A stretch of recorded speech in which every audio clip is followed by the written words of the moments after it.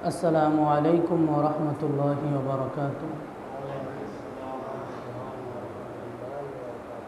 ইন্নাল হামদালিল্লাহ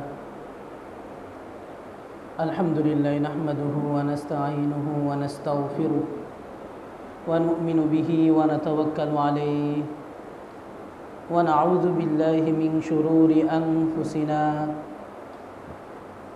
ওয়া মিন সাইয়্যাতি আ'মালিনা। من يهده الله فلا مضل له ومن يضلله فلا هادي له ونشهد أن لا إله إلا الله وحده لا شريك له ونشهد أن سيدنا ومولانا محمدا عبده ورسوله صلى الله عليه وعلى آله وأصحابه وبارك وسلم। আম্মা বাদ, আলহামদুলিল্লাহ, আমরা মহান আল্লাহ পাক রব্বুল আলামিনের দরবারে অসংখ্য অগণিত শুকরিয়া আদায় করছি, যিনি আজকের এই জুমার দিনে আমাদেরকে জুমার নামাজ আদায়ের জন্য এবং কোরআন ও হাদিস থেকে কিছু আলোচনা, কিছু কথা বলা ও শোনা তৌফিক দান করেছেন।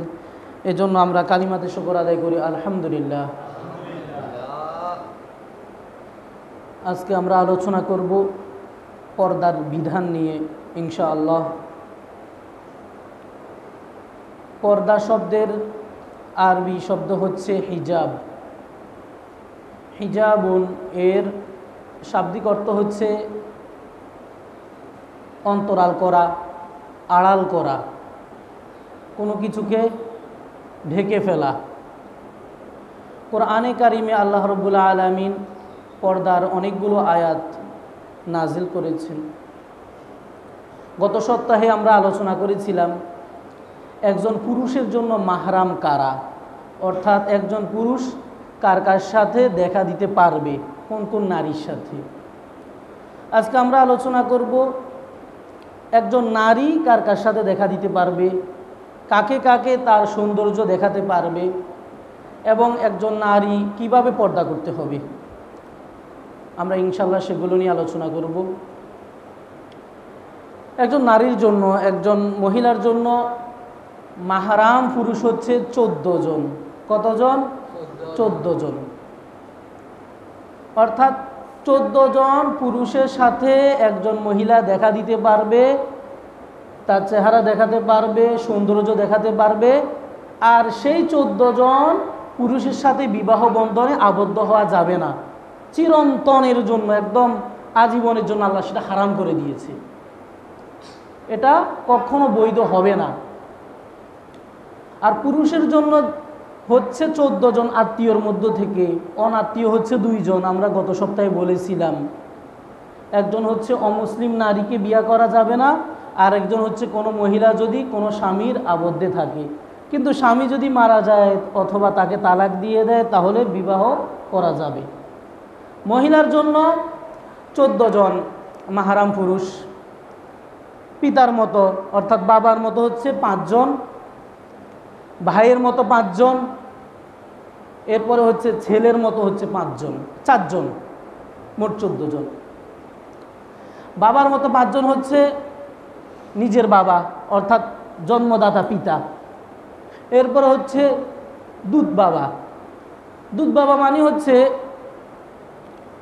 যেই মেয়ে সন্তান এমন কোনো নারী দুধ পান করেছে, অর্থাৎ তার দুধমা, তার দুধমায়ের স্বামী। এটা ইসলামের শুরুতে ছিল, এরকম প্রচলন ছিল, এটা এখনও জায়েজ আছে। যেমন কোনো নারী সন্তান প্রসব করেছে, বাচ্চা জন্ম দিয়েছে, যদি শারীরিক কোনো সমস্যার কারণে ওই মা তার বাচ্চাকে দুধ পান না করাতে পারে অথবা দুধ পান না করাতে চায়, তাহলে স্বামীর জন্য দায়িত্ব হচ্ছে তার সন্তানের দুধের ব্যবস্থা করে দেওয়া। কোরআনে কারিমে সূরাতুল বাকারার এক জায়গাতে আল্লাহ সেটা বলেছেন। ইসলামের শুরুর যুগে এরকম ছিল, এখনও করা যাবে। যে নারী কাউকে কোনো বাচ্চাকে দুধ পান করাবে, সে নারী তার স্বামীর অনুমতি সাপেক্ষে অন্য কারো বাচ্চাকে দুধ পান করাতে পারবে, তবে এর জন্য সে বিনিময় নিতে পারবে। যিনি দুধ পান করাবেন তিনি বিনিময় নেবেন, পারিশ্রমিক নেবেন।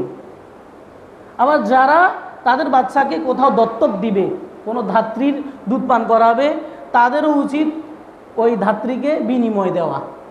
এটা কোরআনে কারিমে আল্লাহ তাআলা বলেছেন। যেমন আমাদের নবী মুহাম্মদুর রাসূলুল্লাহ সাল্লাল্লাহু আলাইহি ওয়াসাল্লাম, তারও দুধ মাতা ছিল, হযরতে হালিমাতু সাদিয়া রাদিয়াল্লাহু তাআলা আনহা, সাদ গোত্রের একজন নারী। তিনি রাসূলুল্লাহ সাল্লাল্লাহু আলাইহি ওয়াসাল্লামকে দুধ পান করাইছেন। তাহলে দুধ বাবার সাথে বিবাহ বন্ধন আবদ্ধ হওয়া নিষেধ, দেখা দেওয়া যাবে। এরপরে হচ্ছে নিজের চাচা, আপন মামা, তারপরে হচ্ছে শ্বশুর। এ বাবার মতো হচ্ছে এই 5 জন, এদের সাথে দেখা দিতে পারবে, কথাবার্তা বলতে পারবে, নিজের চেহারা সৌন্দর্য দেখাতে পারবে।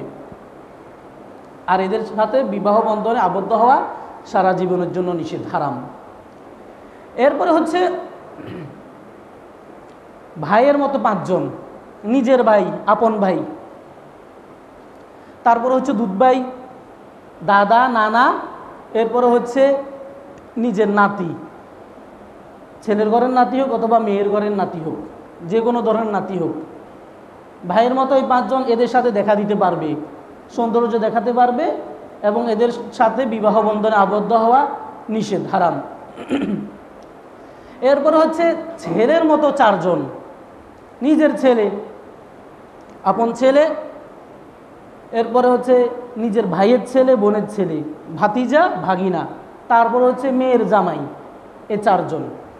তাহলে সর্বমোট হচ্ছে 14 জন পুরুষের সাথে একজন মহিলা দেখা দিতে পারবে, কথা বলতে পারবে, তার সৌন্দর্য দেখাতে পারবে, যেটা আমরা কোরআনে কারিম থেকে দেখতে পাই।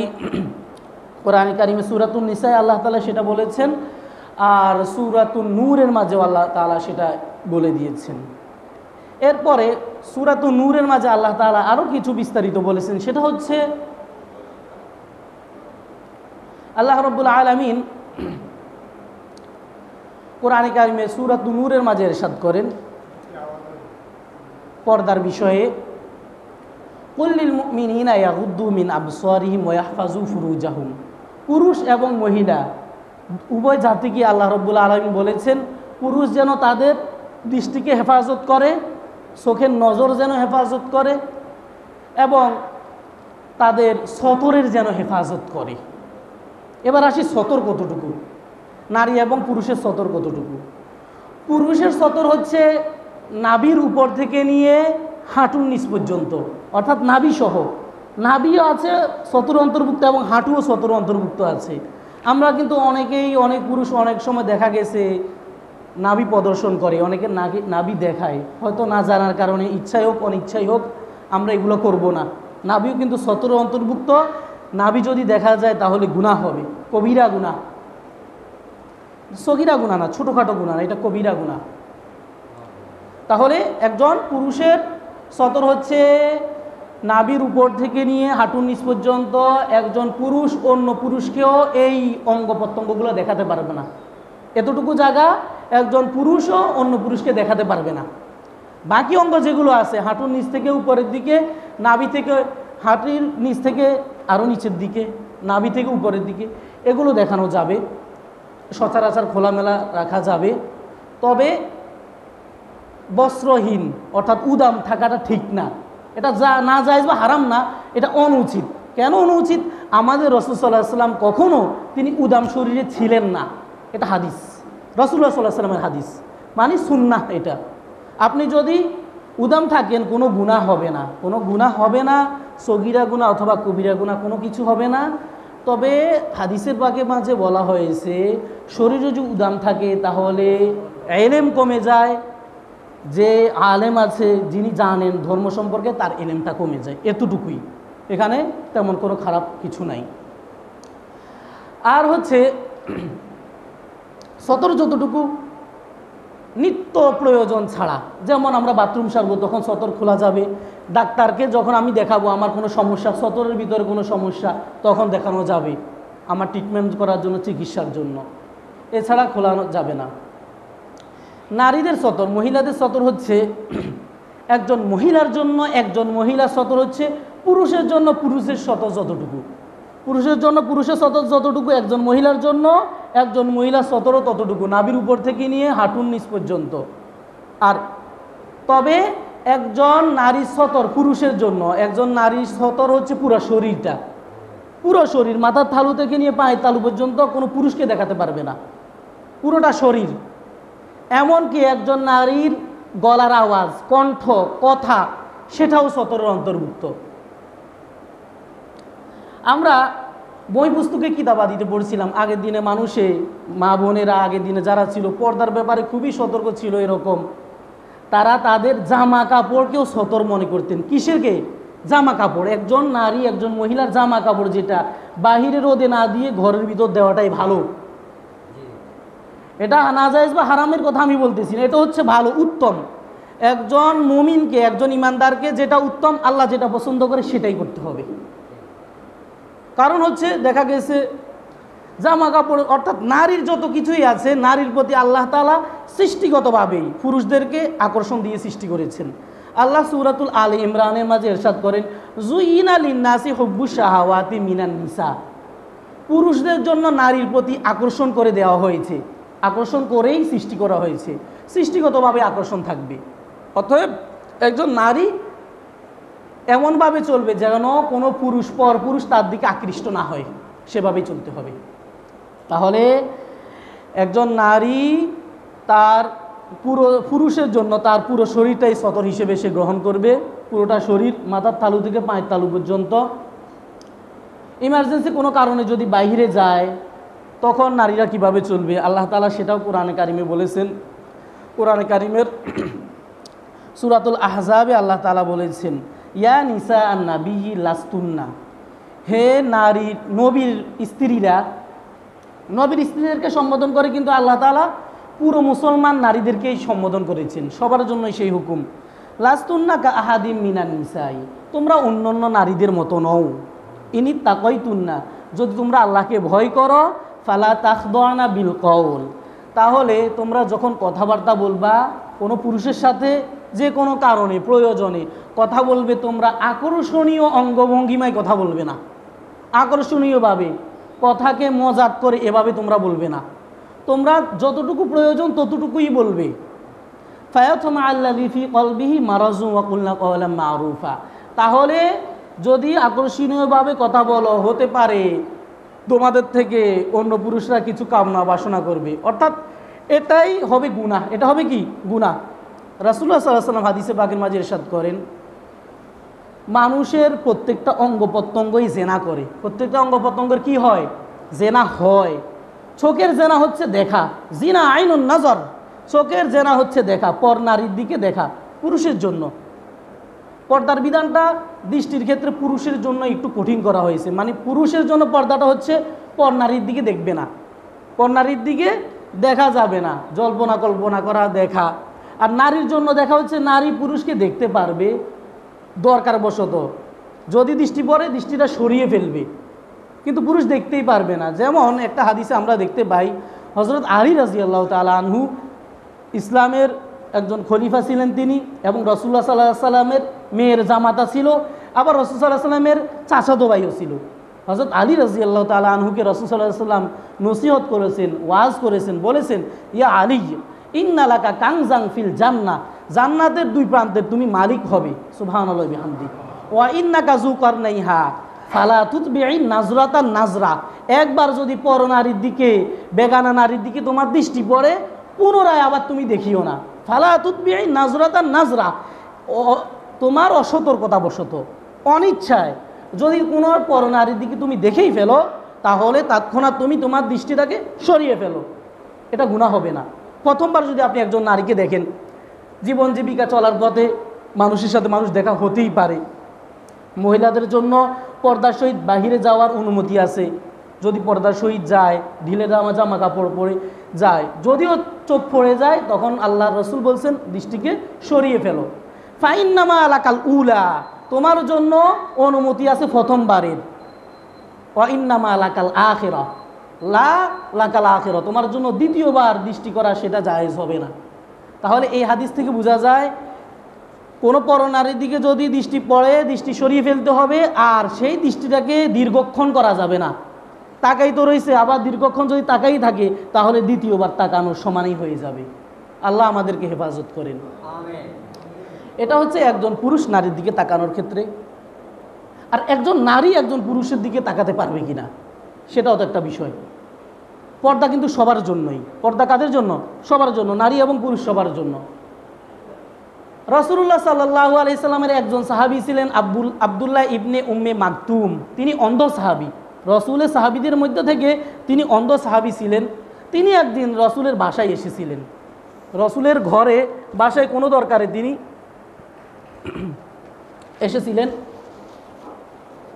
আব্দুল্লাহ ইবনে উম্মে মাকতুম যখন এসেছিলেন তখন রাসূলুল্লাহ সাল্লাল্লাহু আলাইহি সাল্লাম তার স্ত্রীকে বলল, হাদিসের বর্ণনায় আছে, কোনো বর্ণনায় আছে যে তখন রাসূল সাল্লাল্লাহু আলাইহি সাল্লামের স্ত্রী হযরত আয়েশা রাদিয়াল্লাহু আনহা ছিলেন, কোনো বর্ণনায় আছে হযরত মাইমুনা রাদিয়াল্লাহু তাআলা আনহা ছিলেন। যাই হোক, যেই থাকুক, উপস্থিত সেই স্ত্রীকে রাসূল বলছেন যে তুমি পর্দা করো। তখন রাসূলের স্ত্রী বললেন যে ইয়া রাসূলুল্লাহ, তিনি তো অন্ধ, তিনি তো আমাকে দেখতে পান না, তাহলে তার সাথে কি দরকার আছে পর্দা করার? তখন রাসূল তাকে উত্তর করলেন, সে অন্ধ, তুমি তো অন্ধ নও, তুমি তো তাকে দেখছো, অতএব তুমি পর্দা করো, তুমি অন্তরালে চলে যাও, পর্দার ওপাশে চলে যাও, অন্যদিকে চলে যাও। তাহলে এই হাদিস থেকে আমরা এটাই শিখতে পাই যে একজন মহিলাও একজন পুরুষের দিকে দৃষ্টিপাত করতে পারবে না। প্রয়োজনবশত দৃষ্টিপাত করা যাবে। বেচা কেনার ক্ষেত্রে ব্যবসায়ীর সাথে আপনি কথা বলতেছেন, দোকানদারের সাথে কথা বলতেছেন, প্রয়োজনবশত, কিন্তু দৃষ্টিটাকে দীর্ঘক্ষণ করা যাবে না। কি করা যাবে না? দীর্ঘ করা যাবে না। আল্লাহ তাআলা আমাদেরকে বুঝার তৌফিক দান করেন, আমিন। আল্লাহর হাবিব সাল্লাল্লাহু আলাইহি সাল্লাম হাদিসে পাকের মাঝে ইরশাদ করেন, মাইয়াজমাল্লি মা বাইনা লাহিয়াইহি ওয়া মা বাইনা রিজলাইহি আজমাল্লাহুল জান্নাহ। রাসূল বলেন, যে ব্যক্তি আমার জন্য তার দুইটা অঙ্গের, শরীরের দুইটা অঙ্গের জিম্মাদারি নিবে, দায়িত্ব নিবে, দুইটা অঙ্গের হেফাজত করবে, আমি দুইটা অঙ্গের হেফাজতের কথা তাকে বলে দিচ্ছি। যদি সে এই দুইটা অঙ্গের হেফাজত করে তাহলে আমি রাসূল তাকে জান্নাতের ওয়াদা দিচ্ছি, আমি আল্লাহর সাথে সুপারিশ করে তাকে জান্নাতে নিয়ে যাব। সুবহানাল্লাহ। মাইয়াজমাল্লি, যে জিম্মাদার হবে, দায়িত্ব গ্রহণ করবে, মা বাইনা লাহিয়াইহি, যে অঙ্গ রয়েছে দুই চোয়ালের মাঝে, অর্থাৎ জিহ্বা। জিহ্বার মাধ্যমে কিন্তু অনেক গুনাহ হয়ে থাকে মানুষের। যে দুইটা অঙ্গের কথা রাসূল বলছেন, এই দুইটা অঙ্গের কারণেই অনেকগুলো গুনাহ হয়ে থাকে। কথার কারণে মানুষে মিথ্যা কথা বলে, চুগলখুরি করে, অন্যকে কষ্ট দেয়, কথা দিয়ে অন্যকে কষ্ট দেয়, গালি দেয়। অর্থাৎ জিহ্বাটা যদিও ছোট জিনিস, কিন্তু মানুষকে জাহান্নামে নিয়ে যাওয়ার জন্য এই জিহ্বাটাই যথেষ্ট। এই জিহ্বার কারণেই মানুষের অনেক অধপতন হয়, অনেক ধ্বংসের দিকে মানুষ চলে যায়। অর্থাৎ কথার লাগামহীনতার কারণে, লাগামহীন কথা বলার কারণে।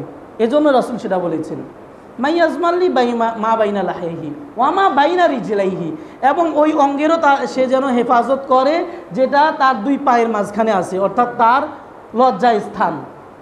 আজমাল্লাহুল জান্নাহ, তাহলে আমি তার জান্নাতে জিম্মাদার হয়ে যাব। সুবহানাল্লাহি ওয়া বিহামদিহি। তাহলে রাসূল বলছেন জিহ্বা এবং লজ্জা স্থানের হেফাজত করা। জিহ্বা, লজ্জা স্থানের হেফাজত করতে হলে প্রথমে হেফাজত করতে হবে দৃষ্টিকে। কাকে হেফাজত করতে হবে? দৃষ্টি, তাকানো, নজরে হেফাজত করতে হবে। কারণ নজরে যদি হেফাজত না হয় তাহলে অন্য অঙ্গেরও হেফাজত হবে না। রাসূল বলেছেন, হাতের জেনা হচ্ছে হাত দিয়ে পর নারীকে স্পর্শ করা, পায়ের জেনা হচ্ছে পা দিয়ে হেঁটে হেঁটে পর নারীর দিকে যাওয়া, অন্তরের জেনা হচ্ছে অন্তরে পর নারীকে কল্পনা করা। এরপরে হচ্ছে রাসূল সাল্লাল্লাহু আলাইহি ওয়াসাল্লাম বলেছেন, তারপরে সর্বশেষ হচ্ছে তার গোপন অঙ্গ লজ্জা স্থান, সেটাকে হয়তো বাস্তবায়ন করবে অথবা সেটা থেকে সে ফিরে থাকবে। সেটা হচ্ছে চূড়ান্ত বিষয়।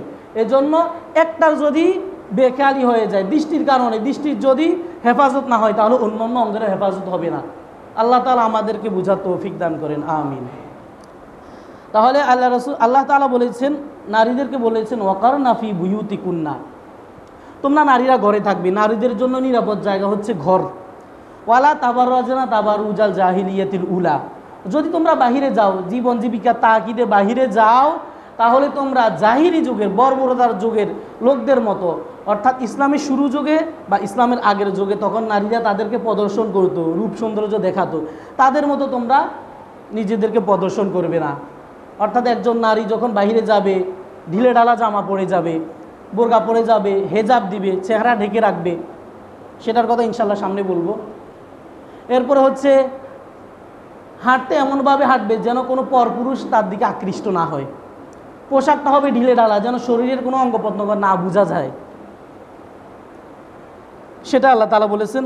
এরপর আল্লাহ বলেন ও আকিমনা সলাতা ওয়া আতিনা যাকা, নামাজ কায়েম করবে, জাকাত প্রদান করবে।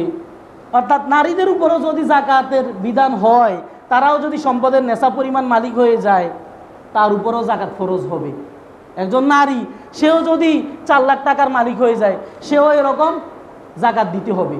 নারীরাও অর্থ সম্পদের মালিক হয়ে যায়, হোক সে ইনকামের মাধ্যমে হোক অথবা স্বামীর থেকে পেয়ে হোক, যেভাবেই হোক, আল্লাহ সেটাই বলেছেন। এরপর আল্লাহ বলেছেন আমি যে বিধানটা তোমাদেরকে দিয়েছি এটা তোমাদের খারাপির জন্য না। আল্লাহ বলেন ইন্নামা ইউরিদুল্লাহু লিইউযহিবা আনকুমুর রিজসা আহলাল বাইতে। নবীর পরিবারের লোকদেরকে আল্লাহ তাআলা সম্বোধন করে বলে পুরো বিশ্ববাসীকে, এই মুসলমানদেরকে আল্লাহ তাআলা বুঝাচ্ছেন যে আল্লাহ তাআলা তোমাদের থেকে পাপ, পঙ্কিলতা, যেগুলো সমস্যা রয়েছে সেগুলাই দূর করে দিতে চাচ্ছেন। তোমরা যেন নির্যাতনের শিকার না হও, তোমরা যেন ইফটিজিংয়ের শিকার না হও, তোমরা যেন নারী উত্তক্তর যেন শিকার না হও, ঝামেলার সম্মুখীন যেন না হও, সেজন্য আল্লাহ তাআলা তোমাদেরকে সেই বিধান দিচ্ছেন। ওয়ায়ুতাহিরাকুম তাতহিরা, এবং তোমাদেরকে যেন আল্লাহ তাআলা পবিত্র করে দেন। আমাদের সামনে আরেকটা আয়াত রয়েছে সূরাতুল আহজাবের 53 নম্বর আয়াত। এই আয়াতটা নিয়ে আলোচনা করব। এই আয়াতটা হচ্ছে রাসূলুল্লাহ সাল্লাল্লাহু আলাইহি সাল্লামের যুগে একদিন, যেদিন রাসূলুল্লাহ সাল্লাম বিয়ে করেছেন হযরত জাইনাব রাদিয়াল্লাহু তাআলা আনহাকে, তখন বিয়ের দিন ওলিমা যখন খাওয়াবেন, শানে নুজুলের মাঝে বলা হয়েছে, তো তখন বিয়ের যেরকম খাবার দাবারের তো অনুষ্ঠান হয়, এখন যেরকম হয় রাসূলের যুগে সেরকম হতো। হয়তো এখন আমরা কমিউনিটি সেন্টার করি বা বাইরে মাঠে ঘাটে করি, তখন ঘরে করতো, এরকমই তফাৎ ছিল শুধু সেটা। তো ঘটনা এরকম ঘটছিল, কিছু লোক খাবার প্রস্তুত হওয়ার আগেই ঘরে এসে বসেছিল, যার কারণে রাসূল সাল্লাল্লাহু আলাইহি ওয়াসাল্লাম তাদেরকে তাদের পাশে বসে থাকতে হয়েছে। তিনি তো রাসূল ছিলেন, তিনি ছিলেন নবী, তিনি ছিলেন নেতা, তার তো একজন দুইজনকে নিয়ে সময় দিতে হয় না, সবাইকে নিয়ে সময় দিতে হয়। এই লোকগুলো যে আগে এসে বসে রয়েছে, রাসূল সেখানে বসে থাকতেই হয়েছে। আবার ঘরের মহিলারাও খাবার দাবার ব্যবস্থাপনা করতে তাদের কি কষ্ট হয়েছে। তো এগুলোকে কেন্দ্র করে আল্লাহ তাআলা কোরআনের এই আয়াতটা নাজেল করেছেন। আল্লাহ বলেছেন ইয়া আইয়ুহাল্লাযীনা আমানু, হে ঈমানদারেরা যারা ঈমান এনেছো, লা তাদখুলু বুয়ুতান নাবী, তোমরা নবীর ঘরে ঢুকিও না, ইল্লা আইয়ুযানা লাকুম, অনুমতি ছাড়া। কি ছাড়া? অনুমতি ছাড়া। এটা শুধু নবীর ঘরের জন্য না, এটা সবার ঘরের জন্য। সূরা নূরের এক জায়গাতে আছে, সেটা ইনশাআল্লাহ কোনো একদিন আমরা অনুমতি প্রার্থনার আলোচনায় গিয়ে আমরা তখন করব, যদি সময় হয়, আজকেও করতে পারি। তো আল্লাহ তাআলা বলেছেন তোমরা নবীর ঘরে ঢুকিও না অনুমতি ছাড়া। অনুমতি ছাড়া কারো ঘরে ঢুকা যাবে না, এটা নিষেধ। ইলা তুআমিন গায়রা নাযিরিনা, আল্লাহ বলেন যে খাবার প্রস্তুত হওয়ার আগেই তোমরা যে এসে অপেক্ষা করতেছো, এটা তোমাদের জন্য সমীচীন নয়। ওই যে ঘটনাটা বলেছিলাম, ওলিমার ক্ষেত্রে তারা আগে এসে বসেছিল। এরপর আল্লাহ বলেন ওয়ালাকিন ইজা দুআইতুম ফাদখুলু ফাইজা তুআইমতুম, যখন তোমাদেরকে দাওয়াত দেওয়া হয়, ডাকা হয়, তখন তোমরা এসে খাবে, আর খাওয়ার পরে তোমরা এসে বসে অযথা কথাবার্তায় লিপ্ত হইও না, গল্প গুজবে লিপ্ত হইও না। খাওয়া শেষ তোমরা ঘর থেকে বেরোয় চলে যাও। ঘরে যদি তোমরা অবস্থান করো, ঘরের মহিলাদের কষ্ট হয়। যেমন এখানে আল্লাহ বলেছেন ফাইজা তুআইমতুম, যখন তোমাদের খাবারটা শেষ হয়ে যায়, ফাংতাশিরু, তোমরা বেরিয়ে যাও। ওয়ালা মুস্তানিসিনা লিহাদিস, অযথা গল্প গুজবে তোমরা সময় কাটাইও না। ইন্না যালিকুম কানা ইউজিন নাবিয়্যা, তোমাদের এই কাজটা রাসূল সাল্লাল্লাহু আলাইহি ওয়াসাল্লামের খুব কষ্ট দেয়। এখান থেকে আমরা একটা বিষয় শিখতে পাই, সেটা হচ্ছে আপনাকে যদি কেউ দাওয়াত দেয়, কারো বাসায় আপনি যাবেন, তখন যিনি মেজবান তাকে কোনো রকমের হয়রানি করা ঠিক না। এমন কোনো কাজ করা যাবে না যার কারণে মেজবান, ঘরের মালিক, সাহেবা দাওয়াত, তিনি বিব্রতকর অবস্থায় পড়েন, এরকম করা যাবে না। ইসলামের প্রত্যেকটা কাজে কিন্তু আমাদের জন্য শিক্ষা রয়েছে। এই ঘটনা থেকে আমাদের অনেক শিক্ষা রয়েছে। তাহলে আল্লাহ বলেছেন যে রসুলের জন্য খুব কষ্ট হয়, রসুল সহ্য করতে পারে না, তোমাদেরকে কিছু বলতেও পারে না, রসুল লজ্জাবোধ করে। কি করে? লজ্জায় শরমে রাসূল কিছু বলতে পারতেছে না। আল্লাহ বলেছেন ফায়াস্তাহি মিনকুম, তোমাদের এই কাজের কারণে রাসূল খুব লজ্জাবোধ করতেছেন, মুখ খুলে তোমাদেরকে কিছু বলতে পারতেছে না যে ভাই তোমরা বাইরে যাও, আমার কষ্ট হচ্ছে। ওয়াল্লাহু লা ইয়াস্তাহি মিনাল হক, সত্য কথা বলতে আল্লাহ কোনো লজ্জাবোধ করেন না। আল্লাহ বলে দিয়েছেন আয়াত নাজিল করে, যেটা সত্য সেটা বলতে আল্লাহর লজ্জা হয় না, যদিও নাকি রাসূল সেখানে লজ্জাবোধ করতেছেন। যেটা সত্য সেটা আল্লাহ বলে দিয়েছেন। এরপরে আরেকটা বিধান আল্লাহ তাআলা বলে দিয়েছেন, মুসলিম সমাজের মুসলিম পুরুষরা যখন কোনো কারণবশত বেগানা মহিলা থেকে কিছু চাইবে, অথবা একান্নভুক্ত পরিবারে জড়িয়তি সংসারের মাঝে যদি বেগানা, যেমন দেবরও বেগানার অন্তর্ভুক্ত। দেবর কিসের অন্তর্ভুক্ত? দেবরও অন্তর্ভুক্ত, এটা রাসূল সাল্লাল্লাহু আলাইহি ওয়াসাল্লামের হাদিস। দেবরের ব্যাপারে রাসূল সাল্লাল্লাহু আলাইহি ওয়াসাল্লামকে যখন জিজ্ঞেস করা হয়েছিল, রাসূল বলতেছে মিসলুহু কামিসলিল মউত, দেবরের উদাহরণ হচ্ছে মৃত্যুর মতো। অন্যান্য পুরুষের সাথে যেরকম পর্দা করতে হবে, দেবরের সাথে আরও সতর্ক অবস্থায় পর্দা করতে হবে। অন্যান্য পুরুষ তো হচ্ছে ঘরের বাহিরে, দেবর তো ঘরের ভিতরে। পর্দার খেলাফ হলে কোনো অসঙ্গতি কাজ, কোনো খারাপ কিছু হয়ে যেতে পারে। তাহলে আল্লাহ তাআলা এটাই বলেছেন, যদি কোনো বেগানা পুরুষ অথবা ঘরের মধ্যেও বেগানা যারা রয়েছে, যদি নারীর থেকে কোনো কিছু চাইতে হয় কিভাবে চাইবে সেটা আল্লাহ বলে দিয়েছেন। ওয়াইদা সালতুমুহুন্না, যদি নারীদের থেকে তোমরা কিছু চাও, নবীর স্ত্রীদের ব্যাপারে সেখানে বলতেছেন যে নবীর স্ত্রীদের থেকে যদি তোমরা কিছু চাও, মাতান, তোমাদের প্রয়োজনীয় কোনো জিনিস, দ্রব্য সামগ্রী, যে কোনো জিনিস দরকার হবে, ফাসআলুহুন্না মিন ওয়ারাই হিজাব, তখন তোমরা তাদের থেকে পর্দার অন্তরাল থেকে, পর্দার আড়াল থেকে চাও, দৃষ্টিকে নত করে চাও, তাদের দিকে তাকাইও না। সুবহানাল্লাহি বিহামদিহি। আল্লাহ তাআলা এটা দিয়ে সকল মুসলিম নারীর জন্য, পুরুষের জন্য এই বিধানটা দিয়ে দিয়েছেন। যালিকুম আতহারু লিকুলুবিকুম ওয়া কুলুবিহিন্না, এটাই হচ্ছে তোমাদের জন্য এবং তাদের জন্য, অর্থাৎ পুরুষের জন্য এবং মহিলাদের জন্য অন্তরের হেফাজত করা। যালিকুম আতহারু, এটা হচ্ছে তোমাদের জন্য পবিত্রতম একটা পন্থা। অন্তরটাকে পবিত্র রাখার জন্য, মন ও মস্তিষ্কটাকে পবিত্র রাখার জন্য উত্তম একটা মাধ্যম। মনটা পবিত্র থাকবে, মনটা কি থাকবে?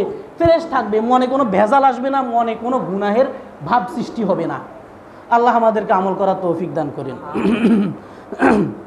এরপরে আল্লাহ তাআলা আরেকটা কথা বলেছেন, ওয়ামা কানা লাকুম আন তুযু রাসূলাল্লাহ, সাহাবীদেরকে সম্বোধন করে আল্লাহ বলতেছেন, হে সাহাবীরা, আল্লাহ তাআলা বলতেছেন মা কানা লাকুম আন তুযু রাসূলাল্লাহি, তোমাদের জন্য এটা শোভনীয় নয়, সঙ্গত নয় যে তোমরা রাসূলকে কোনোভাবে কষ্ট দিবে।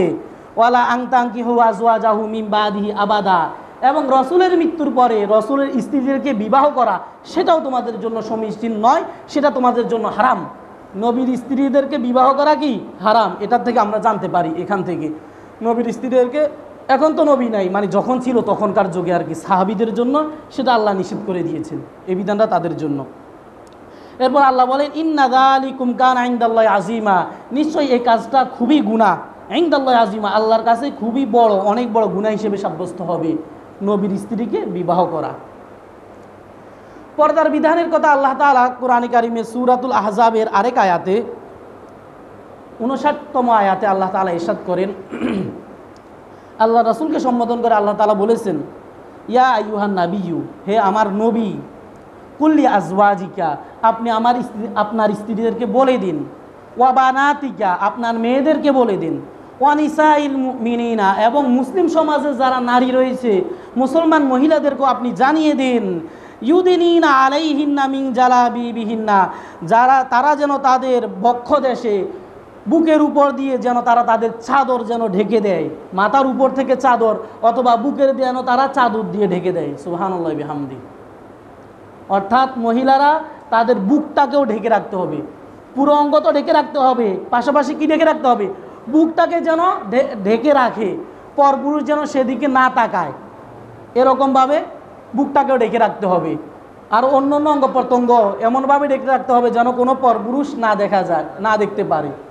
পরপুরুষ শুধু দেখতে পারবে একজন মহিলার হাতের তালু এবং পায়ের তালু, এতটুকুই, চেহারা না, কি না, চেহারা দেখা যাবে না। আমরা কোনো বর্ণনায় দেখি, হাদিসের বা কোরআনে কোনো জায়গায় দেখা যায় যে চেহারা স্পষ্ট না, চেহারা দেখানোর অনুমোদনটা দেখা যায়, কিন্তু অনুমতি দেওয়া হয় নাই। কারণ একজন মানুষকে চেনার জন্য মূল মাধ্যম হচ্ছে তার চেহারা। কি চেহারার মাধ্যমে একজন মানুষকে চেনা যায়। চেহারা যদি প্রকাশ না পায় তাহলে দেখা যায় না।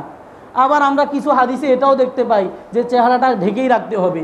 যেমন আব্দুল্লাহ ইবনে উম্মে মাকতুম অন্ধ সাহাবীর যে ঘটনাটা আমরা সেখান থেকে দেখতে পাই চেহারারও হেফাজত করতে হবে, চেহারা দেখতে পারবে না, ব্যক্তিটা অন্ধ তারপরেও রসুল বলছেন তাকে তুমি দেখতে পারবে না। আবার সূরাতুন নূরের মাঝে আমরা দেখতে পাই আল্লাহ তাআলাই বলেছেন কুল্লিল মুমিনিনা ইয়াগুদ্দু মিন আবসারিহিম, ইমানদার পুরুষ এবং নারী তারা যেন দৃষ্টির হেফাজত করে, নজরের হেফাজত করে। তাহলে এখানে আল্লাহ তাআলা বলেছেন ইউদিনিনা আলাইহিন্না মিন জালাবিবিহিন্না যালিকা আদনা আন ইউরাফনা ফালা ইউযাইন। এটা হচ্ছে তাদেরকে চিনার একজন সহজ মাধ্যম, একদম সহজ যেটা মাধ্যম। একজন মুসলমান নারী যদি পর্দার সহিত বাইর হয় তাহলে অন্যরা মনে করবে যে এই মহিলাটা হচ্ছে মুসলমান, এই মহিলাটা কি বোরকা পরে, এই মহিলা সম্ভ্রান্ত পরিবারের মহিলা, ধার্মিক মহিলা, কেউ তার দিকে চোখ তুলে তাকাবে না, বাঁকা চোখে খারাপ দৃষ্টি তার দিকে দেবে না। আর যে আল্লাহর বিধান অমান্য করে যায় তা সেই কিন্তু বিপদে পড়ে। আল্লাহর বিধান প্রত্যেকটা ক্ষেত্রে, শুধু পর্দার ক্ষেত্রে না, আল্লাহর বিধানটা লঙ্ঘন করলেই আল্লাহর রহমতটা মানুষ থেকে সরে যায়, মানুষ তখন মুসিবতে পড়ে, বিপদে পড়ে যায়। আল্লাহ তখন বিপদ থেকে উদ্ধার করেন না। নয়তো প্রত্যেকটা মানুষের উপরেই আগে আল্লাহর রহমত রয়েছে, প্রত্যেকটা মানুষের উপর কি রয়েছে? আল্লাহর রহমত সবার উপর রয়েছে। কারণ আল্লাহ সৃষ্টির মধ্যে সর্বশ্রেষ্ঠ সৃষ্টি হচ্ছে মানুষ। সর্বশ্রেষ্ঠ সৃষ্টি কি?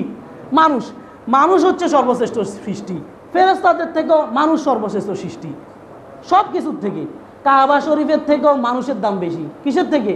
কাবার থেকেও মানুষের দাম বেশি। কাবাও আল্লাহ মানুষের জন্য সৃষ্টি করেছেন। কাদের জন্য সৃষ্টি করেছেন? এক হাদিসে এটাও বলা হয়েছে, কবি এক ছন্দের মাঝেও বলেছেন যে তুমি পূজাখানায় গিয়ে পূজা করো, আল্লাহর ঘর বাইতুল্লাহ ভেঙে ফেলো, তারপরে কোনো মুসলমানকে কষ্ট দিও না। তাহলে এর থেকে বোঝা যায় যে মানুষের দামটাই বেশি। কোরআনে কারিমেও আল্লাহ বলেছেন ওয়ালাকাদ কাররামনা বানি আদম, আমি বনি আদমকে অনেক সম্মান দিয়েছি। তাহলে ইসলামের বাইরে গেলে, কোরআনের বাইরে যদি যাই তাহলে আমাদেরকে বিপদে পড়তে হবে। যে মুসলিম নারী পর্দার সহিত চলে, আল্লাহ বলেছে অন্য অন্য লোকেরা জানবে যে এই মহিলাটা সম্ভ্রান্ত পরিবারের মহিলা, ধার্মিক মহিলা, চেনা যাবে, তখন তাকে উত্ত্যক্ত করবে না, টিজ করবে না, নির্যাতন করবে না। এরপরে আল্লাহ বলেন ওয়াকানাল্লাহু গফুরার রহিমা, আর আল্লাহ হচ্ছেন ক্ষমাশীল এবং দয়ালু। আল্লাহ তাআলা আমাদেরকে বুঝার তৌফিক দান করেন। তাহলে আমরা আজকের আলোচনা থেকে আমরা বুঝতে পারি যে একজন মহিলা যদি বাহিরে যায়, ঘরের বাহিরে যায়, তাহলে আটোসাটো পোশাক পরবে না, ঢিলেঢালা পোশাক পরবে।